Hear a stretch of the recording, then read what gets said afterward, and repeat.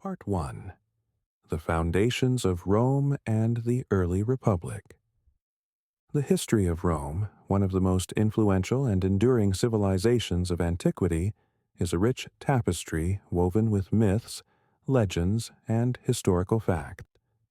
Before becoming a vast empire that dominated much of the known world, Rome was a small city-state on the banks of the Tiber River, on the Italian peninsula.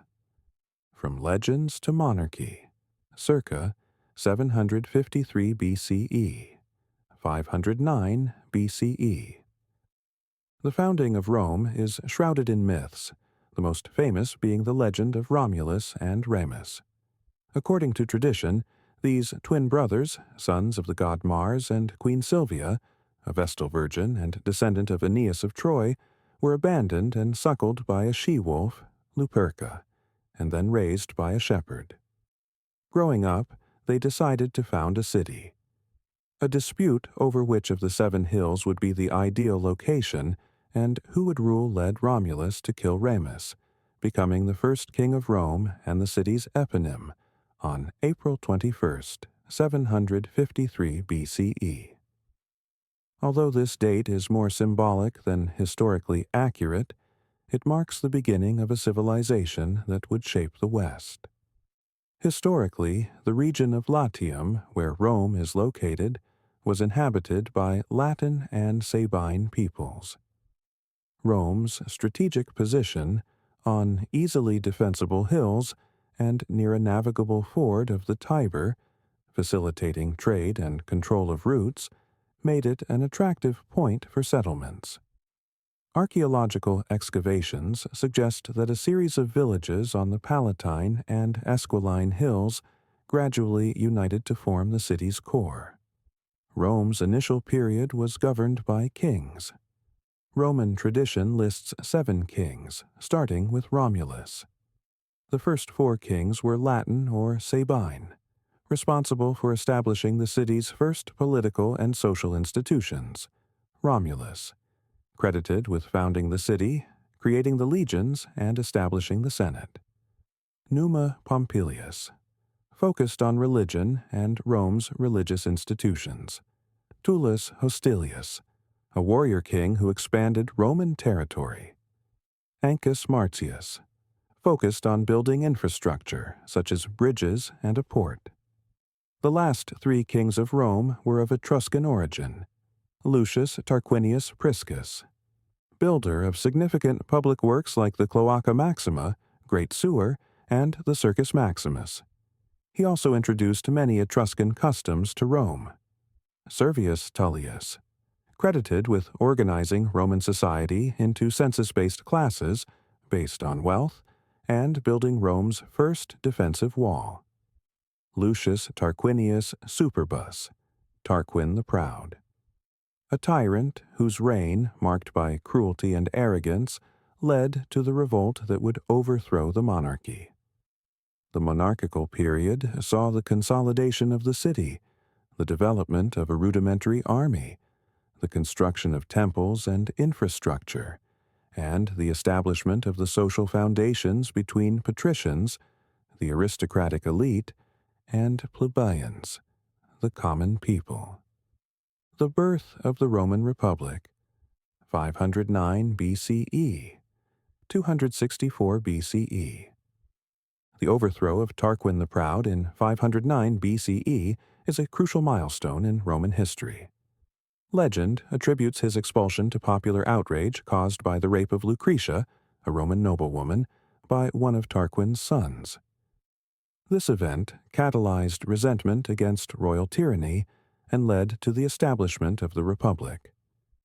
Averse to the idea of a single ruler with absolute power, the Romans established a system where power would be shared and limited, governed by laws and institutions.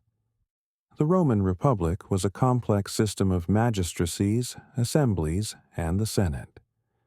The 2 most important figures were the consuls, elected annually and exercising supreme executive power, the imperium.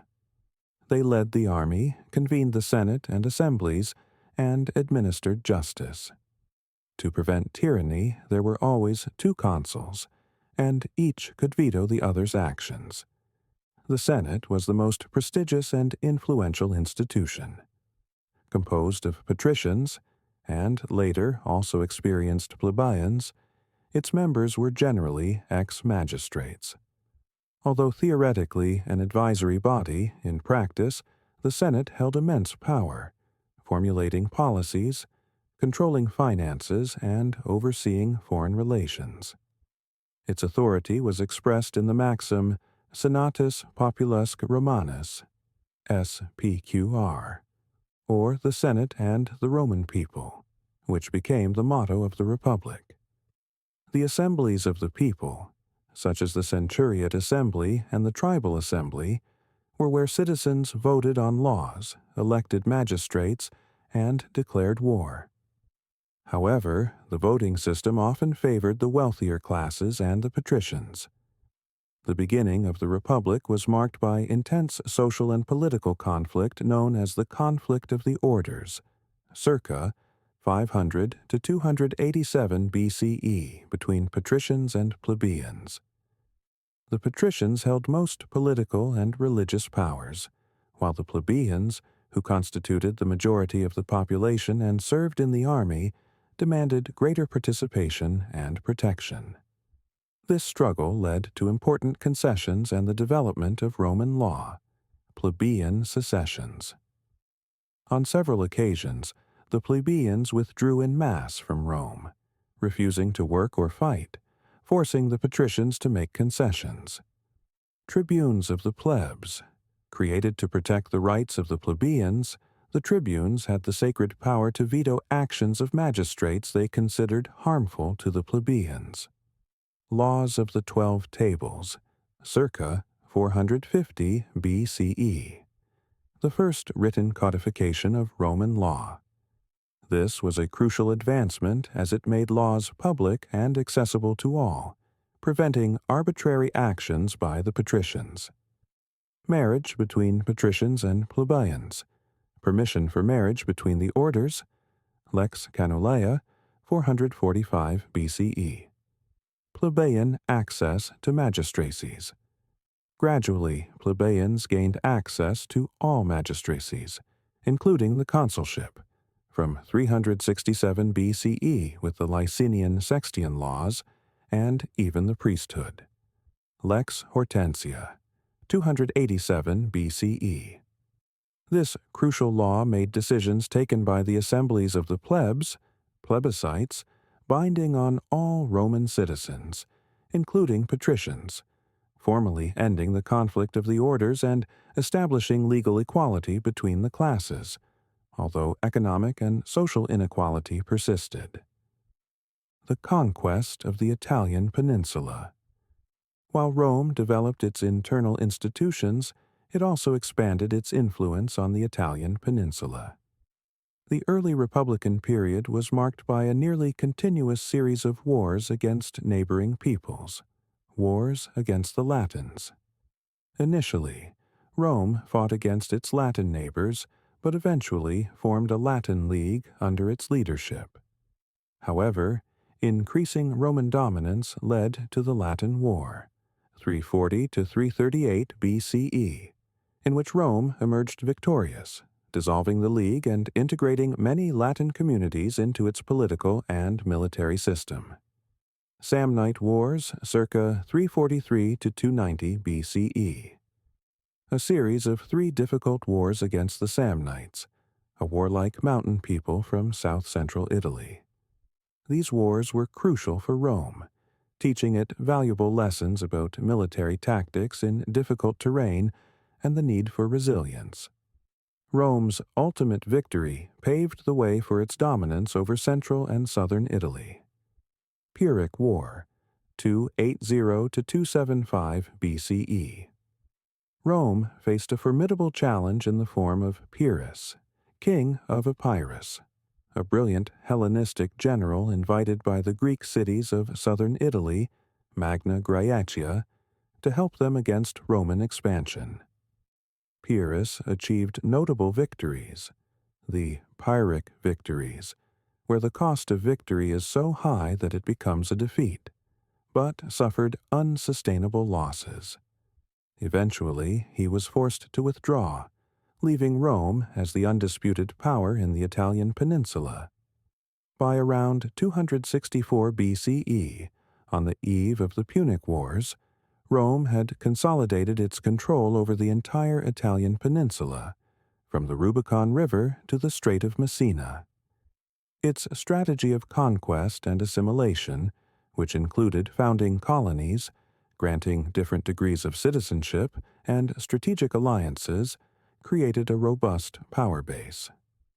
The Roman army, initially a citizen militia, had become a disciplined and effective force, ready for the challenges that lay beyond the Italian borders. This consolidation of the Italian peninsula was the springboard for Rome to become a Mediterranean power, setting the stage for the epic confrontations that would define its destiny. Part 2. The heyday of the Roman Republic and the Punic Wars, 264 BCE to 146 BCE. With the Italian peninsula firmly under its control, Rome, once merely a regional power, was now positioned to become a dominant force in the Mediterranean. However, its path to absolute dominion would be contested by another great power of the time, Carthage. The beginning of overseas expansion. The Punic Wars. The Punic Wars, a series of 3 major conflicts between Rome and Carthage, were epic battles that decided who would control the trade routes and resources of the western Mediterranean. Punic derives from Pueni, the Latin name for the Carthaginians, who were of Phoenician origin. The First Punic War, 264 BCE to 241 BCE. The first conflict erupted in Sicily, a strategically vital island, rich in resources and disputed by both powers. Although Rome was a formidable land power, Carthage was the mistress of the seas, with a superior navy and vast naval experience. To compete, Rome was forced to build a fleet from scratch, a remarkable feat of engineering and determination. The Romans developed a crucial innovation, the corvus. This was a boarding bridge with a hook, which allowed Roman legions to board enemy ships, transforming a naval battle into a land engagement, where the Romans were unbeatable.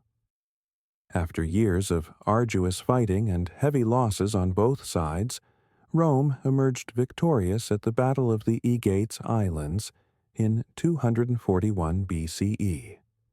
Results of the First Punic War: Carthage was forced to pay a heavy war indemnity and cede Sicily to Rome, which became the first Roman province outside the Italian peninsula.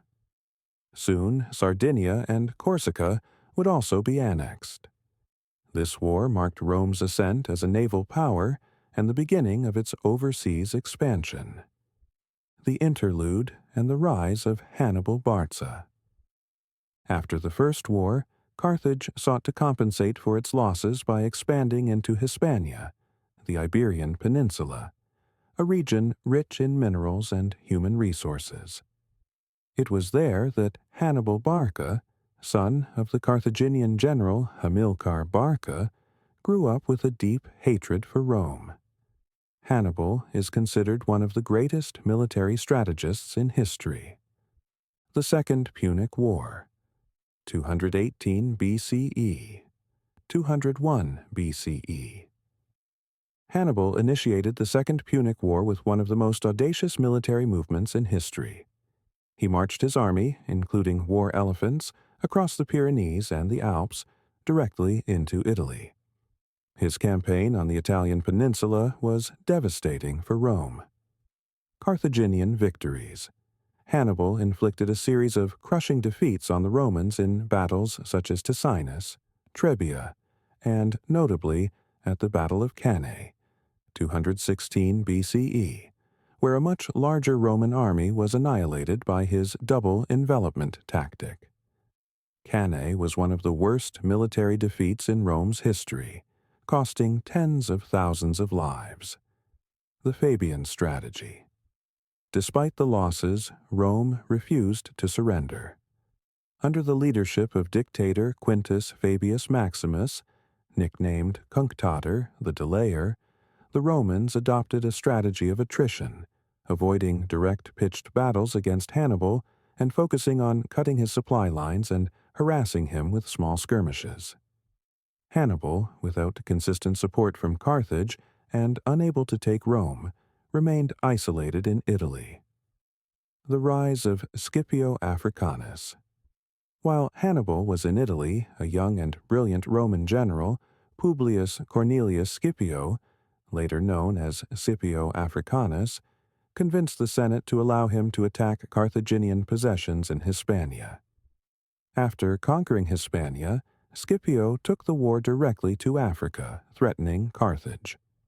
The Battle of Zama, 202 BCE. Forced to defend his homeland, Hannibal was recalled to Africa, where he faced Scipio in the decisive Battle of Zama. Scipio, who had studied Hannibal's tactics, employed an innovative strategy to neutralize the Carthaginian elephants and finally defeated Hannibal. Results of the Second Punic War. It was a monumental triumph for Rome, but at a terrible cost for Italy, which was devastated by over a decade of war. Carthage was stripped of its navy, all its overseas possessions, including Hispania, which became a Roman province, and forced to pay an even larger war indemnity, besides not being able to declare war without Roman permission. Rome emerged as the undisputed power of the Western Mediterranean. Expansion in the East and global dominance. With the defeat of Carthage, Rome turned its attention to the East, where the Hellenistic kingdoms, successors to Alexander the Great's empire, were in constant conflict. Rome gradually became involved in the affairs of Greece and Asia Minor, initially as a protector of the Greek cities, but soon as their mistress. Macedonian Wars. Rome fought 4 wars against the Kingdom of Macedon, a significant Hellenistic power. The Roman victory at the Battle of Pydna, 168 BCE, against King Perseus of Macedon, marked the end of Macedonian independence and the beginning of Roman dominance over Greece. Syrian War. Rome also defeated the Seleucid Empire, led by Antiochus III, at the Battle of Magnesia, 190 BCE, which led to the annexation of large parts of Asia Minor and the establishment of client kingdoms. The Third Punic War, 149 BCE, 146 BCE. Despite Carthage already being a shadow of its former self, some Romans, notably Cato the Elder, feared its resurgence and ended every speech with the phrase, Carthago delenda est. Carthage must be destroyed. A pretext was found, and Rome attacked Carthage again. The city was besieged for 3 years and, in the end, was completely destroyed, its lands plowed and salted, although the salting is likely a later myth. The destruction of Corinth, 146 BCE. In the same year as the fall of Carthage, Rome also crushed a revolt in Greece and destroyed the city of Corinth, a symbolic act that marked the end of Greek autonomy and the creation of the Roman province of Achaia. By 146 BCE, Rome was the undisputed superpower of the Mediterranean. Its armies and navy had proven to be unbeatable. However, rapid and vast success brought with it new internal challenges. The first cracks in the Republic. Social and economic tensions. The vastness of the conquests and the wealth flowing into Rome began to strain republican institutions, which were designed for a small city-state. Social displacement. Long military campaigns took small landowners away from their lands for years, often leading to their bankruptcy. Their lands were then bought by wealthy patricians or nouveaux riches, who created vast latifundia cultivated by slaves. This resulted in a growing class of poor and landless citizens in Rome, who lost their economic base and their military duty, while a small elite became immensely wealthy. Slave problem. The massive influx of slaves from the wars, millions of captives, made slave labor the basis of the agrarian and urban economy, displacing free labor and deepening inequality. Corruption and clientelism. The increase in wealth and power led to widespread corruption and clientelism. Magistracies became more contested by personal ambition than by genuine public service, and political support was often bought or exchanged for favors. Tensions with Italian allies. The Latin and Italian allies, who had supplied much of the Roman troops in the Punic Wars and other campaigns, demanded full Roman citizenship and a share in the spoils of the empire, but were repeatedly denied.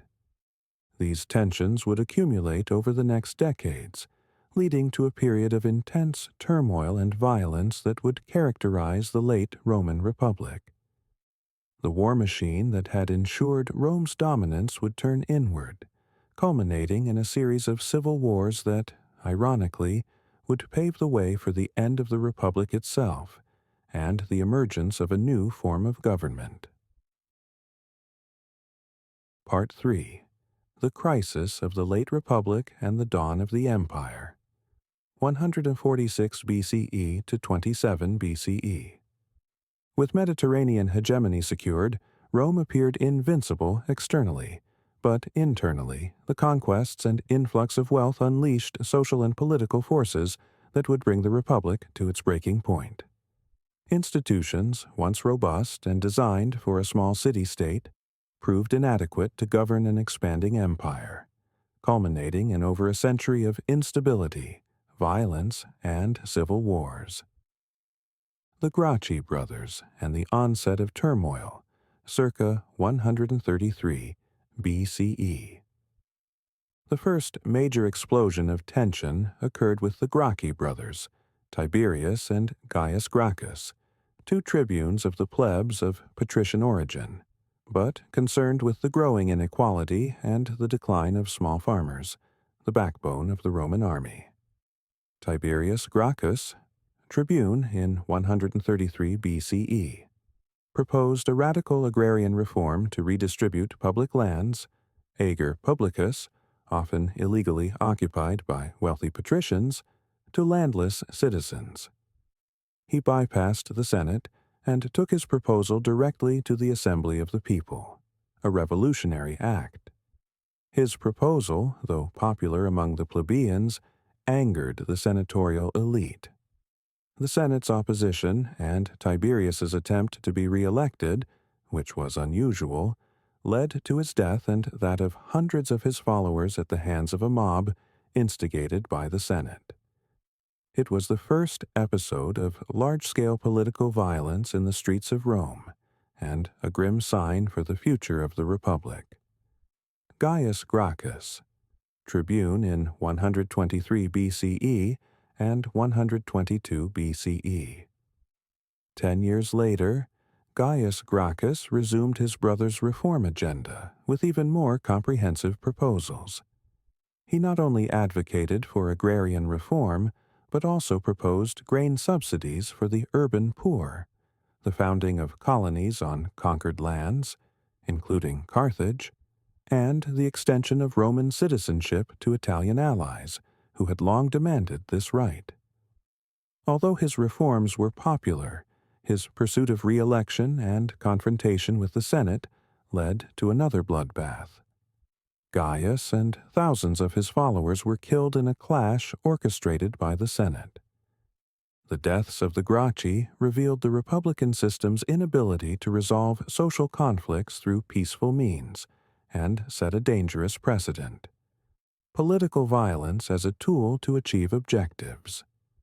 From then on, the distinction between political factions, optimates, who defended the authority of the Senate, and populares, who sought popular support through the assemblies, deepened and became increasingly violent.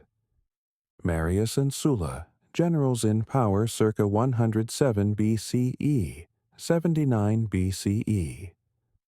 The late 2nd century BCE saw the emergence of powerful generals whose ambitions and the personal loyalty of their armies began to undermine the Senate's authority. Gaius Marius, a homo novus, new man who did not come from a senatorial family.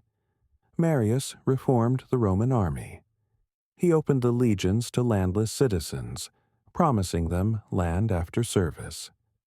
This transformed the army from a citizen-soldier militia into a professional force loyal to its general and no longer to the Roman state. Marius was elected consul 7 times, an unprecedented feat. His victories over Jugurtha in Numidia and over the Germanic tribes, Cimbri and Teutones, in Gaul made him a popular hero.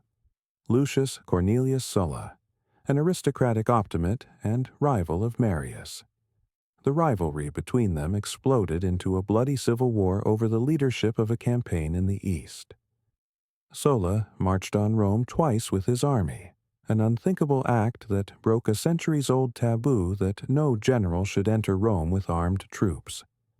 After defeating Marius's partisans, Sulla declared himself dictator with unlimited powers, carrying out brutal purges, the proscription lists, against his enemies and attempting to restore the supremacy of the Senate.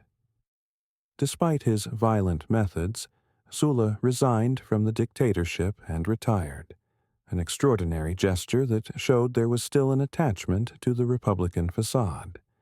But the precedent of military force for political power was established. The rise of the First Triumvirate, circa 70 BCE to 53 BCE. After Sulla, the Republic continued to destabilize. 3 ambitious and charismatic figures formed an informal alliance to dominate Roman politics, which became known as the First Triumvirate. Gnaeus Pompeius Magnus, Pompey the Great, a brilliant general who had gained fame for his victories in Hispania against the pirates and in the East. He enjoyed great military prestige. Marcus Licinius Crassus, the richest man in Rome, who had suppressed Spartacus's revolt and possessed vast financial and political influence.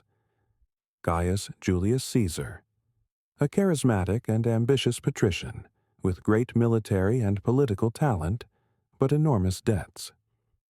This secret alliance aimed to consolidate power for its members at the expense of the Senate. Caesar was elected consul in 59 BCE and used his position to promote the triumvirate's agenda. In return, he received the governorship of Cisalpine Gaul, Transalpine Gaul, and Illyricum for 5 years, with legions at his disposal. The Gallic Wars and the path to Caesar's dictatorship. 58 BCE, 44 BCE. From 58 BCE, Julius Caesar embarked on a series of campaigns that conquered all of Gaul, modern France, dramatically expanding Roman territory and earning him immense wealth and military glory. His victories, especially over Vercingetorix at Alesia, 52 BCE, made him immensely popular among the people and the legions. However, his growing fame and power alarmed Pompey and the Senate. Crassus had died on campaign in the east in 53 BCE, dissolving the triumvirate. Pompey, once Caesar's ally, now saw him as a threat to his own position and the Republic, aligning himself with the Senate faction that wanted to curb Caesar. The Senate ordered Caesar to lay down his command and return to Rome as a private citizen to face potential charges. On January 10th, 49 BCE, Caesar defied the Senate and crossed the Rubicon River, the border between his province and Italy, with one of his legions, uttering the famous phrase, "Alea iacta est," the die is cast. This act initiated a civil war. The civil war was brutal, but Caesar demonstrated his military genius, defeating Pompey's forces in Greece, Battle of Pharsalus, 48 BCE, Egypt, Africa, and Hispania. After his victories, Caesar returned to Rome as the most powerful man in the Republic. He was appointed dictator for life and assumed unprecedented control over the state, stacking magistracies and honors. Caesar implemented a series of important reforms. He reorganized the calendar, the Julian calendar, regulated grain supply, initiated major public works projects, granted citizenship to some provinces, and tried to stabilize society. However, his concentration of power and the perception that he was behaving like a king, especially after being named dictator for life, alarmed many senators, who saw him as a threat to the very idea of the Republic. On March 15, 44 BCE, the Ides of March, Julius Caesar was assassinated by a group of senators, including Brutus and Cassius, who believed they were saving the Republic from tyranny.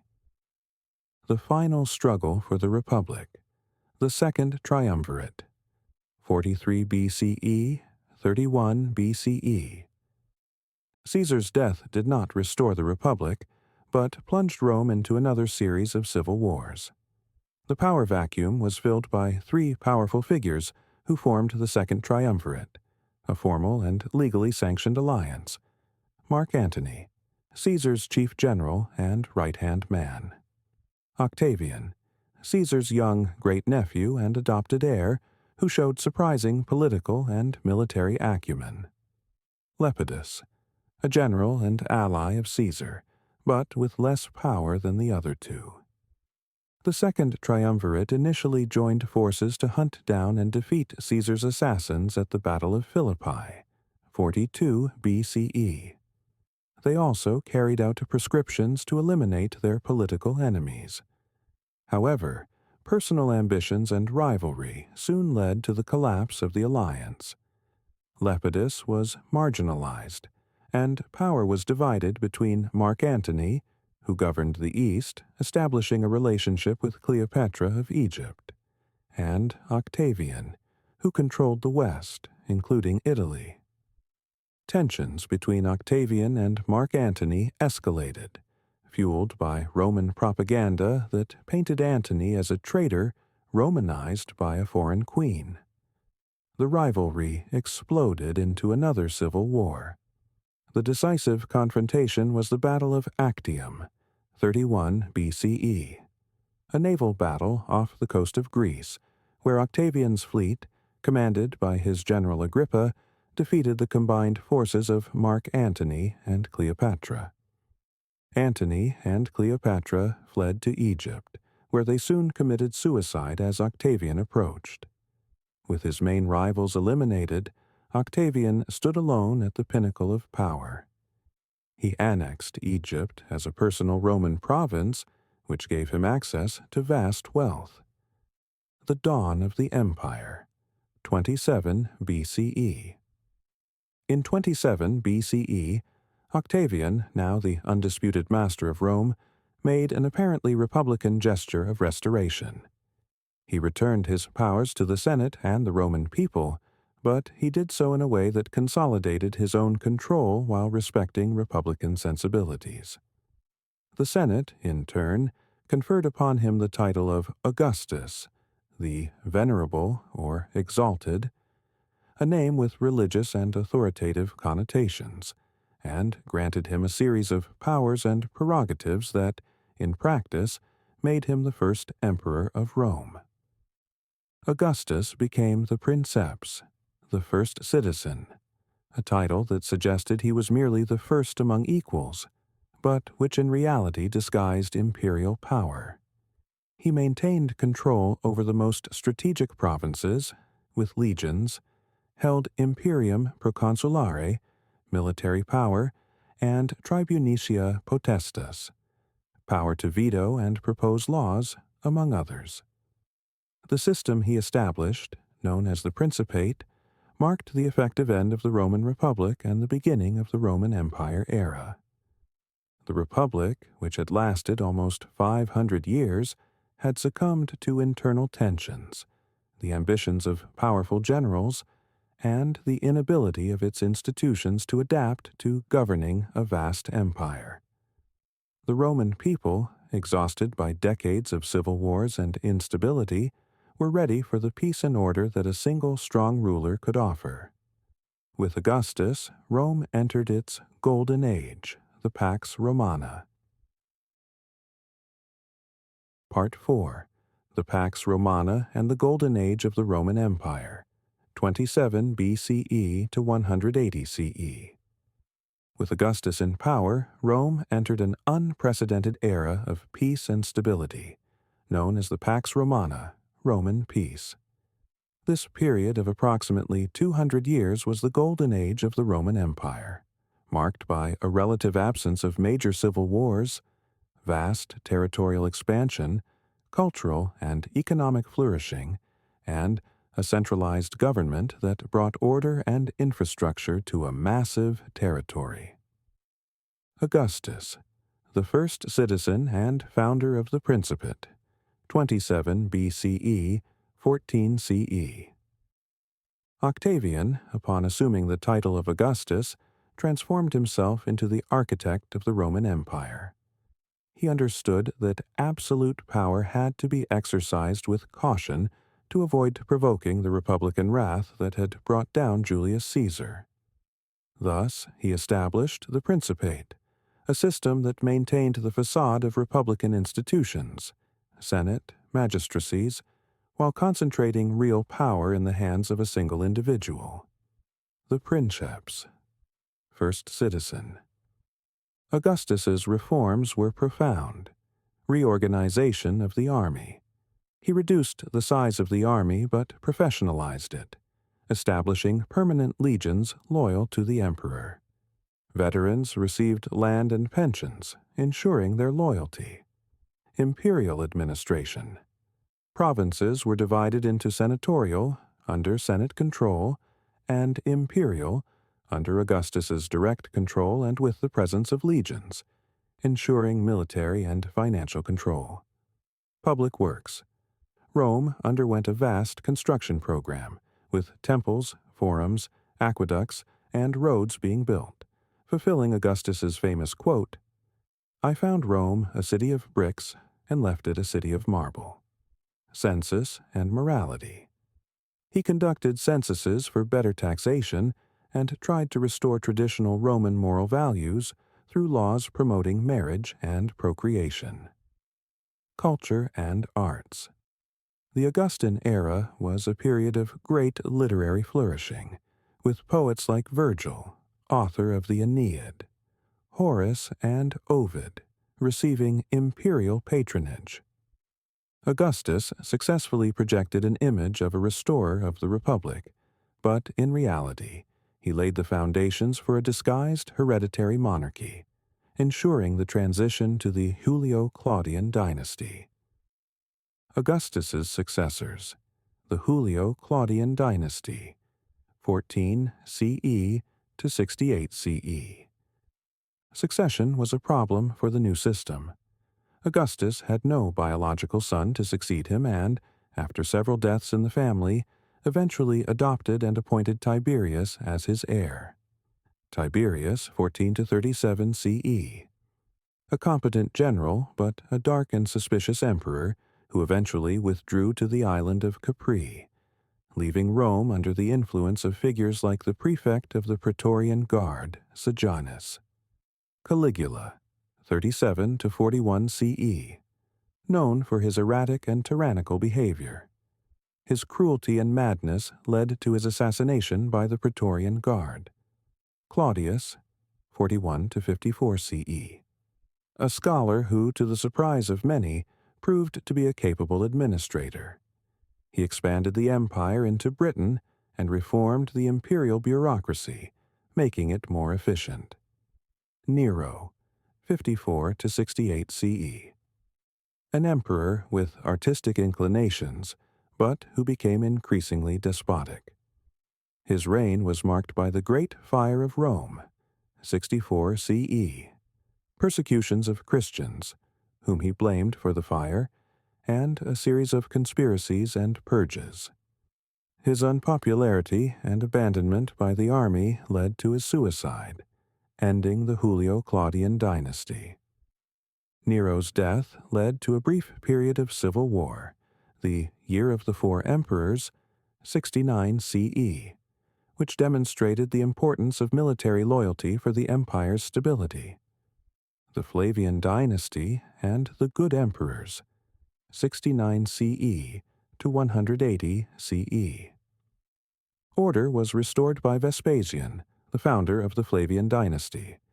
Vespasian, 69 to 79 CE, a man of humble origin who became a general. He restored discipline in the army, stabilized the empire's finances, and began the construction of the Colosseum. He also suppressed the Great Jewish Revolt, culminating in the destruction of the Temple of Jerusalem in 70 CE. Titus, 79 to 81 CE. Vespasian's son, whose short reign was marked by the eruption of Vesuvius, which destroyed Pompey and Herculaneum, and the completion of the Colosseum. He was very popular. Domitian, 81 to 96 CE. Titus's brother, his reign was despotic and paranoid, leading to purges and his own assassination. Despite the turmoil of succession, the imperial machine that Augustus had created was robust enough to withstand weak or cruel emperors. From the late 1st century CE, Rome entered a period of great stability under the so-called Five Good Emperors, who succeeded each other by adoption, choosing the most capable successor, not necessarily a blood relative. Nerva, 96 to 98 CE. An elderly emperor respected by the Senate who adopted Trajan. Trajan, 98 to 117 CE. The first emperor of provincial origin from Hispania. Under Trajan, the Roman Empire reached its greatest territorial extent after his conquests in Dacia, modern Romania, Mesopotamia, and Arabia. He was a great builder and an admired military leader. Hadrian, 117 to 138 CE. A philosopher-emperor who focused on consolidating borders rather than new conquests.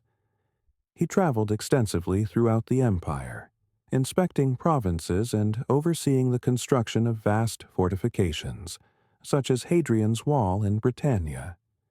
He was a patron of the arts and culture. Antoninus Pius, 138 to 161 CE. Known for his peaceful reign and just administration. Few significant military campaigns occurred during his rule. Marcus Aurelius, 161 to 180 CE. The philosopher-emperor, author of Meditations, a classic of Stoic philosophy. His reign, though wise, was marked by great challenges: the Antonine Plague, a devastating epidemic, and incessant wars on the Danube frontiers against Germanic tribes. His death marked the end of the Pax Romana, the apex of the empire, society, economy, and culture.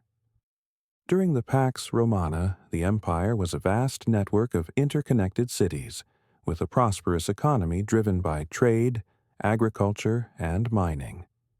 Cities, they were the centers of Roman life, with forums, temples, theaters, amphitheaters, public baths, and advanced aqueduct systems. Urbanization was the hallmark of Roman rule, spreading Latin culture and language. Economy. Internal peace and the security of roads and maritime routes ensured vibrant trade throughout the Mediterranean and beyond. Luxury goods from the East, silk, spices, reached Rome, while agricultural products, grains, wine, olive oil, and manufactured goods were exported from the provinces. Infrastructure. Roman engineering reached its peak, with the construction of thousands of kilometers of paved roads, monumental aqueducts supplying cities, robust bridges, and efficient ports. This infrastructure facilitated troop movement, trade, and communication. Roman law. The Roman legal system continued to develop, becoming increasingly sophisticated and profoundly influencing modern legal systems. Culture. While much of Roman art and philosophy was influenced by the Greeks, the Romans excelled in architecture, engineering, history, Tacitus, Suetonius, oratory, and the codification of law. The Latin language spread throughout the Western Empire, forming the basis of the Romance languages. The army. It remained the backbone of the empire, defending borders, building infrastructure, and maintaining order. Roman citizenship was gradually extended to more peoples in the provinces, integrating them into the system. By the end of Marcus Aurelius's reign, the Roman Empire was a powerful and cohesive entity, with an estimated population of 60 to 70 million people and spanning a territory from Britannia to Egypt and from Hispania to the Euphrates. However, the seeds of future problems, such as increasing pressure on the borders, often unstable imperial succession, and the sheer vastness of the empire itself, were already beginning to germinate. The death of Marcus Aurelius and the ascension of his son, Commodus, marked the end of a golden age and the beginning of ever greater challenges. Part 5. The Decline and Fall of the Western Roman Empire, 180 CE to 476 CE. The death of Marcus Aurelius in 180 CE is often considered the end of the Pax Romana and the beginning of a long period of challenges for the Roman Empire. External pressures and internal tensions, which had been contained or disguised during the empire's peak, began to manifest with increasing severity, leading to an era of instability, division, and ultimately the fall of the western portion of the empire. The crisis of the 3rd century, 180 to 284 CE. Marcus Aurelius's son, Commodus, 180 to 192 CE, broke the tradition of the good emperors by being an ineffective and tyrannical ruler, more interested in gladiatorial spectacles than imperial administration. His assassination plunged Rome into a period of anarchy and near collapse, known as the crisis of the 3rd century. This century was characterized by soldier emperors. Between 235 and 284 CE, approximately 26 emperors, and many usurpers, succeeded one another, most being generals acclaimed by their troops and frequently assassinated by them or by rivals. Military loyalty became the primary path to power, and imperial legitimacy was weak. Constant civil wars. The struggle for power among generals drained resources and weakened border defenses. Increased barbarian pressure. The empire's borders, especially along the Rhine and Danube, were under increasing pressure from Germanic tribes, such as the Goths, Alemanni, Franks, and the Sasanian Empire in the east, which were more organized and powerful than Rome's previous enemies. Economic crisis. Political instability and constant wars led to currency debasement, rampant inflation, disruption of trade, increased piracy and banditry, and a general decline in agricultural and urban production. Cities, once the backbone of the empire, began to shrink and fortify themselves. Plagues. The plague of Cyprian, starting from 250 CE, was another devastating epidemic that decimated the population and further weakened the empire. In this chaotic scenario, the Roman Empire seemed on the verge of total collapse. Diocletian and Constantine. the attempted restoration and the Christian turn. Two strong emperors at the end of the 3rd century and beginning of the 4th century CE managed to stabilize the empire for a time, but their reforms profoundly transformed its nature. Diocletian, 284 to 305 CE. A former soldier who emerged from the crisis, Diocletian was a radical reformer. He recognized that the empire was too vast to be governed by a single man, and instituted the tetrarchy, rule by 4. The empire was divided into 2 halves, west and east, each governed by an Augustus, senior emperor, and a Caesar, junior emperor and designated successor. He also implemented vast administrative, military, and fiscal reforms, stabilizing the currency, strengthening the borders, and centralizing imperial control. His rule was the height of the dominat, an autocratic system where the emperor was an absolute lord, no longer a first citizen. However, his persecution of Christians was the most severe. Constantine the Great, 306 to 337 CE. After Diocletian's abdication, a new round of civil wars erupted among the tetrarchs. Constantine emerged victorious, reunifying the empire under his rule. His victory at the Battle of Milvian Bridge, 312 CE, is famous for his conversion to, or at least tolerance of, Christianity. Edict of Milan, 313 CE. Constantine and Licinius, his co-emperor, issued this edict, which granted freedom of worship to all religions in the empire, ending the persecutions of Christians. First Council of Nicaea, 325 CE. Constantine convened this council to resolve theological disputes within Christianity, demonstrating his active role in the Church. Christianity, once a persecuted religion, began to become the dominant religion of the empire. Founding of Constantinople, 330 CE. Constantine founded a new capital in the east, on the site of ancient Byzantium, calling it Nova Roma, New Rome, but it would become known as Constantinople. This city was strategically located and heavily fortified, marking a shift of power to the east, which was wealthier and less threatened. Despite the reforms of Diocletian and Constantine, the empire remained essentially divided, and the west and east began to follow increasingly distinct paths. The final confrontation and the fall of the West, 376 to 476 CE. After Constantine's death, the empire was again divided among his sons, and although there were periods of reunification, the division between West and East became permanent in 395 CE, with the death of Emperor Theodosius I, who had also made Christianity the official religion of the empire. The western part of the empire, with its less robust economy and more vulnerable borders, faced unsustainable pressure. The barbarian migrations.